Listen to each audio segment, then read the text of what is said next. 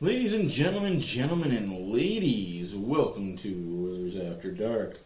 My name is Matt, real Oilers talk for the Oilers fan. First things first, welcome to the 100 Games Club, Costin. That's right, folks, number 21 in your program is now part of the 100 Games Club. He had himself a game. Woo! Did he ever? Now let's dive into it. We are on episode 111. Oilers win, Oilers win. Play La Bamba, baby. That's Play La Bamba, baby. 2 times for 2 in a row. 3 time, 4 time, 5 time, and 1 for the thumb. 6 in a row. We be streaking. Now, if you think that it was all glory, all good, no, you did not watch this game. Unfortunately, this game had a lot of old tendencies, had a lot of back and forth play. This game was against the Anaheim Mighty Ducks, after all.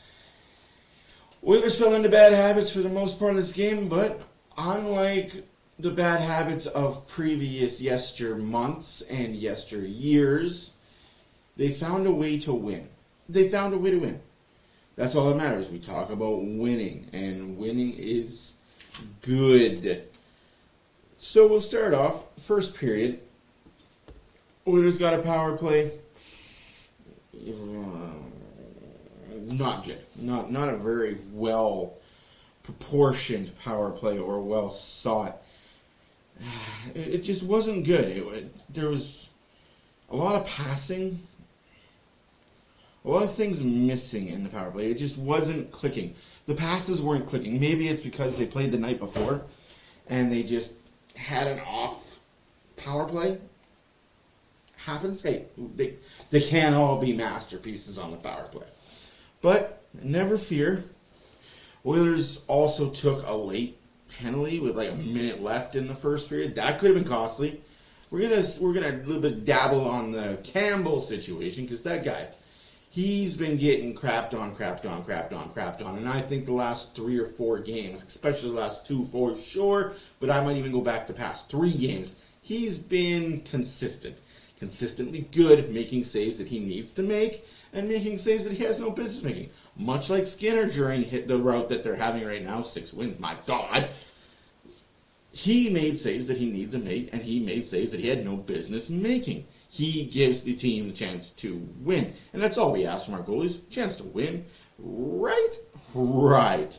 So, first period ends in a 0-0 lull fest. Uneventful. Shots were 9-6 for the Oilers. We come into the second period. Anaheim still has the power play. Oilers kill it. And here's the kick in the nads for you guys that don't like the refs. Like me, I will harp on the refs as much as freaking possible, because come on guys, how hard is your job? They didn't call a penalty the rest of the game. Was there opportunity to call penalties both ways, Oilers and Anaheim? Absolutely. But I'm glad the refs put the whistles away. They said, hey, this game matters.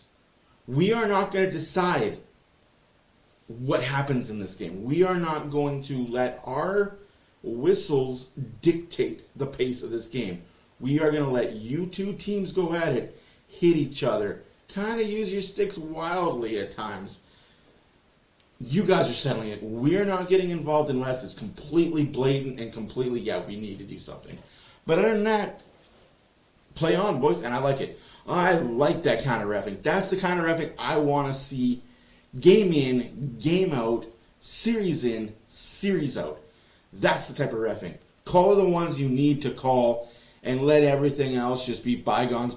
You two teams figure it out. If there needs to be a fight involved, there needs to be a fight involved. But other than that, we are not dictating the game. We are going to let you guys dictate it. And that's exactly what it was, and I'm happy for that. Moving on, second period, Costin, goalie, ole. Not only is it your 100th career game, no sirree, Bob, it is also goal.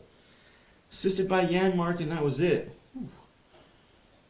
Those league officials are getting tight on them assists. Never fear, never fear. We think it's 1-0 Oilers. Good 1-0. Should be more. Oilers should be dominating this game, but they're not. And then Bukestad. Oh, but boy, oh boy. Bukestad makes it 2-0 Oilers. Now, it wasn't just Bukestad. That play was Costin.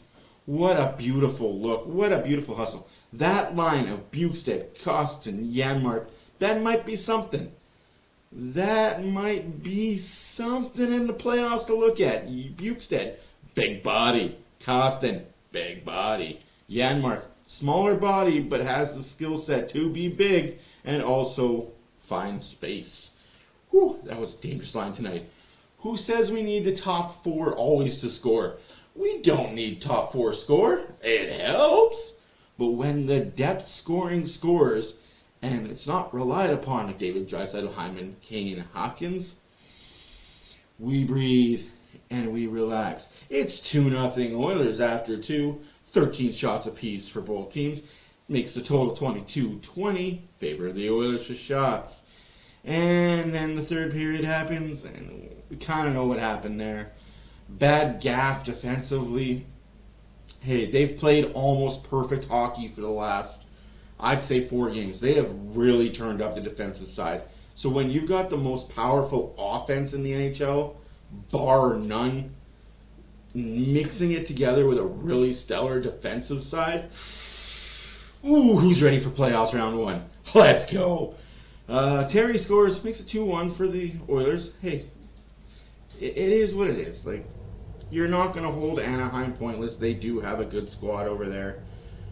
They may not have showed it a lot this season, but they've come around lately, and come around Mary, come around Jane. A little too late, stay in your lane. Yeah, but hey, I'm not going to be overshadowing this. I know a lot of people are upset he got .100 on the empty netter. Does that even matter? It should have been a meaningful point. Don't care. .100. Hyman, empty net goal.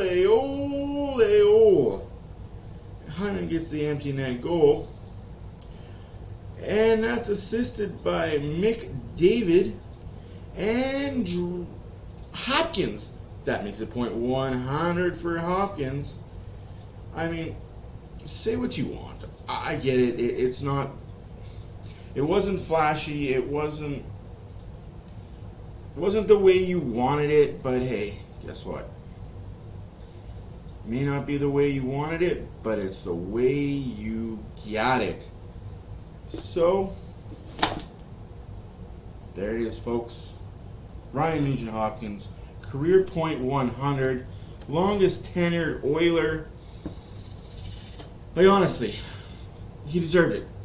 Longest tenure, 11 years with the same organization, gets his 100th career point. It would have been bad to get close, and I think that's my thought process on it. It would have been bad to get close to it and not get it. You know what I mean? So get it on the empty netter. McDavid looked for him. And so unselfishly, like, Hopkins probably could have walked it in across the blue line, and that would have been that. Walked in across the blue line, take the shot, get the empty net goal. It's your 100th career point on a goal, an empty netter, and we're happy going home, happy. But we're always happy when the Oilers win. 3-1 victory. We have 2 days off before we head to San Jose for one. Oilers with this victory have 103 points. Vegas are 1 point ahead of us, who play LA tomorrow. The LA Kings will be hosting the Vegas Knights. I'll be paying attention. I'll be watching. I will be interested and invested in that game, because that game has a lot of implications. That game is going to be fun, but enough of that. We'll discuss that on the next stream when we play San Jose, depending on where we are. Are we still 1 point behind Vegas, or are we 3? And by the way, Oilers have 3 games remaining, so they can get a total of 6 points if they win all 3.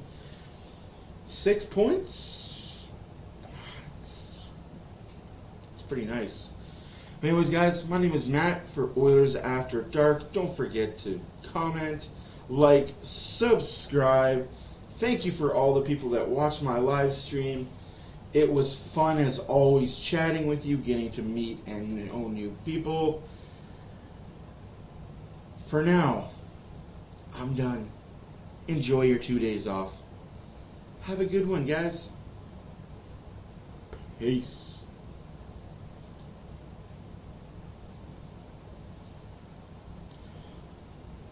Let's go, Oilers. Real Oilers talk for the Oilers fan.